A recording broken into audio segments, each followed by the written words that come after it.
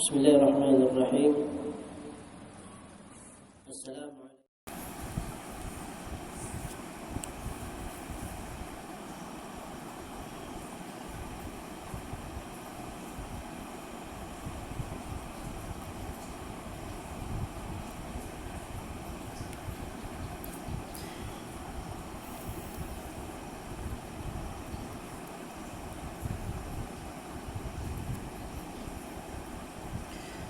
أعوذ بالله من الشيطان الرجيم وما كان هذا القرآن أن يفترى من دون الله ولكن تصديق الذي بين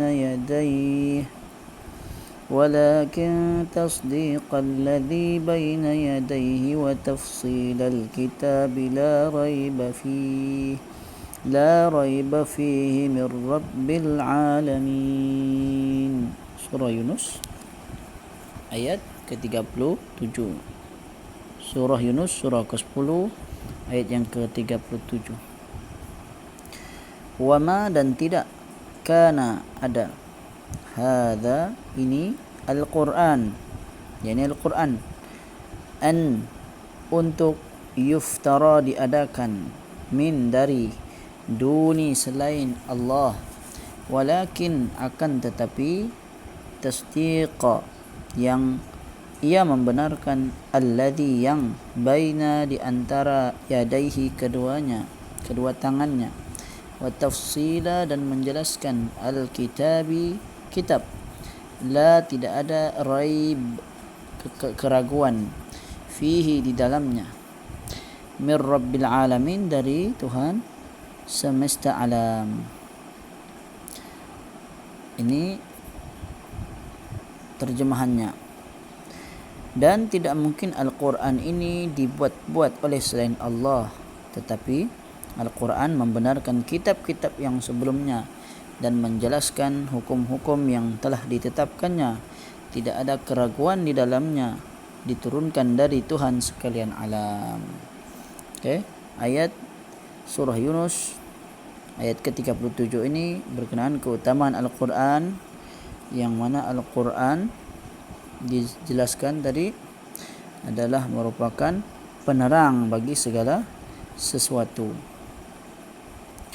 Kita lihat tafsiran daripada Kementerian Agama Republik Indonesia. Ini tafsiran yang panjang lah. Ini tafsir yang pertama dalam ayat ini. Allah menjelaskan bahawa tidaklah pantas, maksudnya tidak layak, tidak sepatutnya dan tidak masuk akal apabila Al-Quran itu diciptakan oleh selain Allah. Jadi Al-Quran bukan dicipta oleh selain Allah. Al-Quran bukan dicipta, tetapi Al-Quran adalah kalamullah. Dan tidak mungkin manusia mampu membuat Al-Quran. Al-Quran bukan buatan manusia. Manusia tidak akan mampu membuat Al-Quran. Sebagai alasan ketidakmungkinan itu ialah kerana siapapun juga selain Allah tidak akan mampu membuat semacam Al-Quran. Ayat-ayat Quran tidak ada siapa yang mampu buat. Kalau ada yang cuba membuat, maka tidak akan dapat menyamai Al-Quran. Jauh berbeza antara Al-Quran dengan kata-kata manusia biasa. Apabila ada yang merasa mampu membuatnya, maka anggapan serupa itu hanyalah impian belaka yang tidak mungkin terjelma, tidak mungkin akan dapat menjelma, artinya tidak mungkin akan dapat diwujudkan dalam dunia kenyataan. Bila ada yang rasa mampu buat, maka impiannya tidak akan dapat dia buat pun tidak akan berjaya, tidak akan berhasil. Sudah 1400 tahun dari zaman Rasulullah sampai sekarang tidak ada siapa yang mampu buat Al-Quran. Hal ini pernah diucapkan oleh orang yang paling kafir dan paling memusuhi Nabi SAW, yaitu Abu Jahal, pada saat mengomentari kejujuran Nabi Muhammad SAW. Muhammad tidak pernah berdusta kepada seorang pun. Jadi apakah mungkin ia berdusta kepada Allah?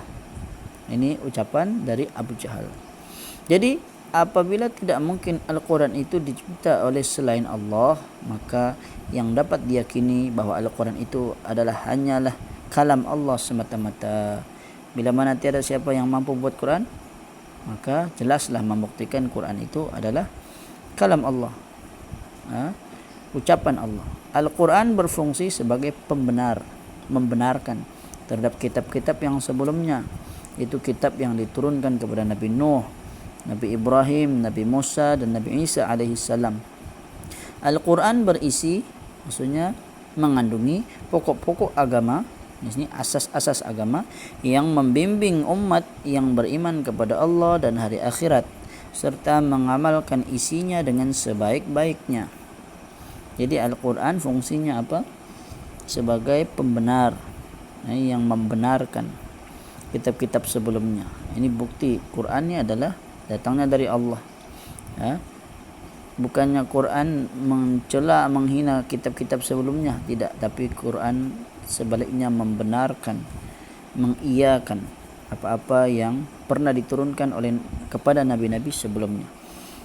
Al-Quran diturunkan kepada Nabi Muhammad sallallahu alaihi wasallam bukan kerana wahyu yang telah diturunkan kepada nabi-nabi sebelumnya itu tidak benar, tetapi kerana umat manusia telah melupakan sebahagian besar dari pokok-pokok agama mereka, daripada asas agama mereka, itu mentauhidkan Allah. Itulah asas seluruh agama. Semua agama sama sahaja, yaitu mengajak untuk mengisahkan Allah. Bahkan ada pula yang sengaja memutarbalikkan agama mereka dan mencampurkannya dengan tradisi-tradisi baru yang diciptakan oleh pemimpin mereka untuk merosak pokok asas ajaran agama mereka. Jadi ada yang sengaja memutar balik, ditukar balik, memutar balikkan agama mereka, mencampur adukkan dengan tradisi-tradisi yang baru yang dicipta, tujuannya untuk merosakkan asas agama. Pokok-pokok ajaran agama mereka itu belum pernah diketahui oleh Nabi Muhammad sallallahu alaihi wasallam sebelum ia menjadi utusan, yaitu sebelum ia menerima wahyu dari Allah. Jadi Nabi Muhammad sallallahu alaihi wasallam, pokok-pokok agama mereka itu belum pernah diketahui oleh Nabi Muhammad. Jadi Nabi Muhammad belum pernah tahu tentang asas-asas agama sebelum dia menjadi utusan, sebelum menjadi rasul. Dikatakan, ada sumber yang mengatakan bahwa Al-Quran adalah pembenar kitab yang sebelumnya kerana Al-Quran membawa pokok-pokok ajaran yang bersesuaian dengan pokok-pokok akidah yang dibawa oleh Nabi Ibrahim. Juga disebabkan oleh kedatangan Nabi Muhammad sallallahu alaihi wasallam yang menerima wahyu dari Allah itu sesuai dengan isyarat yang terdapat di dalam kitab-kitab yang sebelumnya. Allah berfirman, alladzina yattabi'una ar-rasulan nabiyyal ummiyyal alladzi yajidunahu maktuban 'indahum fit Taurati wal Injil, yaitu orang-orang yang mengikuti Rasul Nabi yang ummi. Ummi artinya tidak bisa baca dan tulis, tidak mampu membaca, tidak mampu menulis, yang namanya mereka dapati tertulis dalam Taurat dan Injil yang ada pada mereka. Allah kata dalam Quran, dalam surah Al-A'raf surah ke-7 ayat 157, bahawa Nabi yang ummi, tidak tahu membaca, tidak tahu menulis, ini ada dalam kitab Taurat dan Injil. Ada dalam kitab Perjanjian Lama, kitab Perjanjian Baru. Al-Quran itu berfungsi sebagai perinci, memperincikan, menerangkan secara mendalam kandungan kitab-kitab yang diturunkan oleh Allah, yaitu kitab-kitab yang mengandung hukum dari Allah dan menjadi petunjuk bagi seluruh manusia, yang berisi akidah, syariat, contoh teladan, nasihat-nasihat dan urusan kemasyarakatan. Al-Quran mengandungi petunjuk dan tidak ada bahagian yang dapat diragukan. Al-Quran datang dari Zat yang Maha Menciptakan. Seandainya Al-Quran bukan kalam Allah, sudah tentu akan didapati di dalamnya kesimpang siuran dan banyak kesalahan. Pada dalam ayat yang lain tu Allah kata, afala yatadabbaruna al-Quran walau kana min 'indi ghairillah lawajadu fihi ikhtilafan katsira. Kata Allah, apakah kamu tidak memperhatikan Al-Quran? Kalau kiranya Quran bukan datang dari sisi kami, tentu kamu akan mendapati perselisihan yang banyak di dalamnya. Ya, jadi dalam Al-Quran, kesahihan Al-Quran, kebenaran Al-Quran, tidak ada perselisihan, tidak ada keraguan padanya.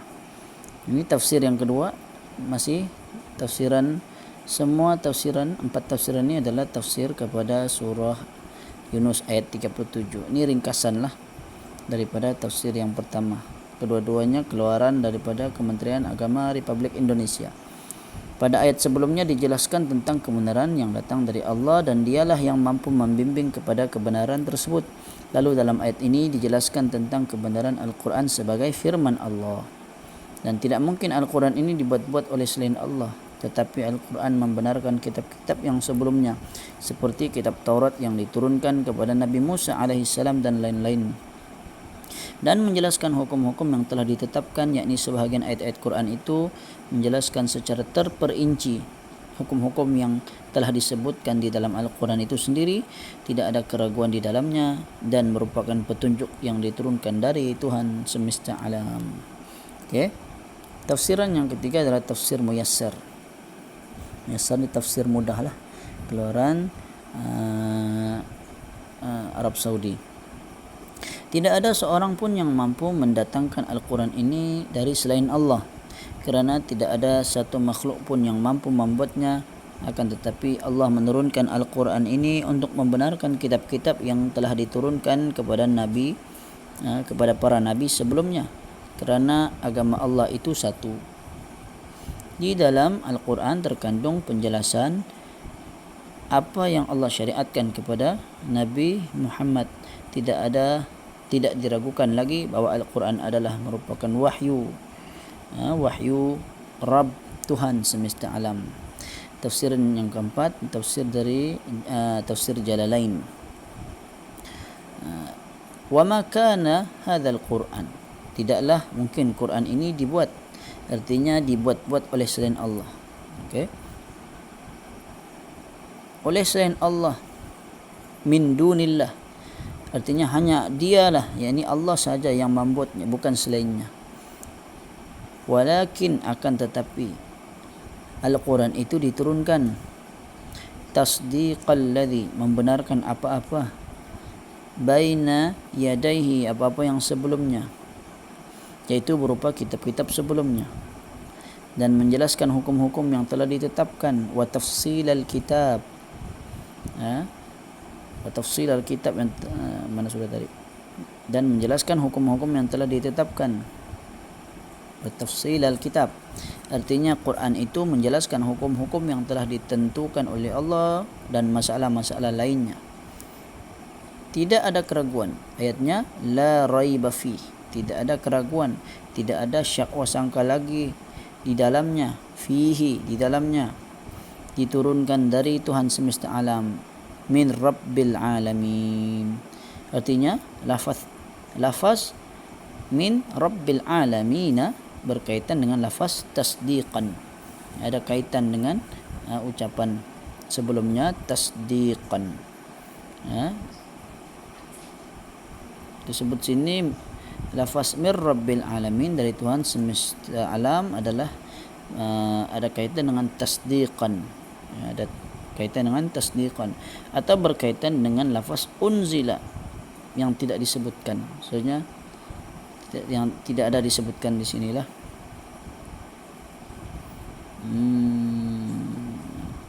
Lafaz tasdiqan dan lafaz tafsilan pula dibaca rafa'. Rafa' ni marfu', berbaris dhammah, ataupun yang yang marfu' lah, asal marfu' berbaris hadapan, sehingga menjadi tasdiqun tafsilun. Okay.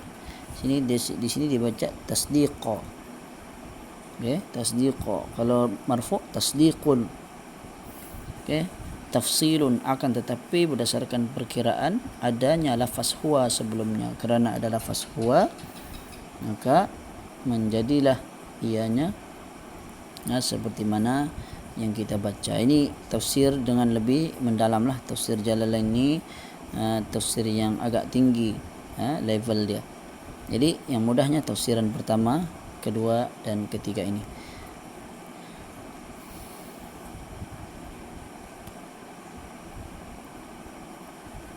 Okey, jadi itu saja ayat surah Yunus ayat ke-37 menerangkan berkenaan Al-Quran, menerangkan segala sesuatu.